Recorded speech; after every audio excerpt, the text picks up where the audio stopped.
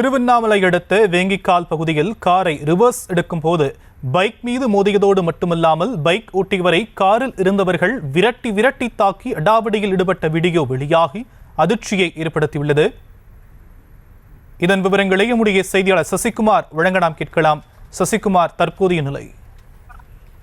வணக்கம் ஷாம். திருவண்ணாமலை வேங்கிக்கால் பகுதியில் குருநாதன் என்பவர் லைன் ட்ரேட்ஸ் என்ற அழகு நிலையத்தை நடத்தி வருகிறார்.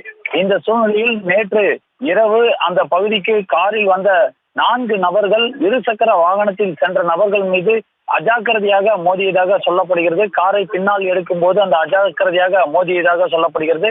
இந்த சூழ்நிலையில் பைக்கில் காரை மோதிவிட்டு இறங்கி வந்து அவர்களிடம் பேசி அவர்களை தாக்கவும் முற்பட்டிருக்கின்றனர்.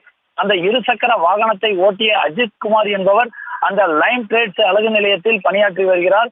மேலும் பார்த்தோம் என்றால் அது குறித்து காவல் நிலையத்தில் புகார் அளித்தும் எந்தவித நடவடிக்கையும் எடுக்காததால் தற்போது அவர்கள் அந்த கடையினுடைய ஓனர் குருநாதன் தலைமையில் தற்போது மாவட்ட காவல்துறை கண்காணிப்பாளர் அலுவலகத்தில் புகார் ஒன்றையும் தெரிவித்திருக்கின்றனர்.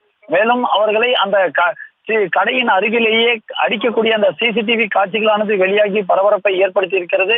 மேலும் பார்த்தோம் என்றால் அந்த காரில் இருந்தவர்கள் மணி மற்றும் அருண் ஆகிய 4 நபர்கள், மேலும் 2 நபர்கள், அடையாளம் தெரியாத 2 நபர்கள் சேர்ந்து 4 பேர் அந்த அஜித் குமார் என்பவரை தாக்கி இருக்கின்றனர்.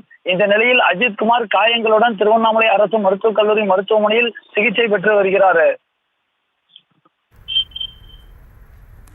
தற்போதைய விவரங்களுக்கு நன்றி சசிகுமார்.